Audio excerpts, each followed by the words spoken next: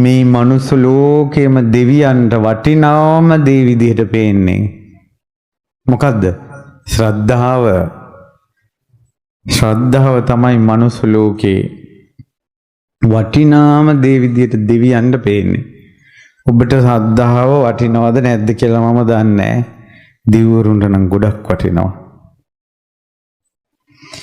සාතේ සද්ධා නිවිට්ඨස්ස මූල ජාතා පතිට්ඨිතා.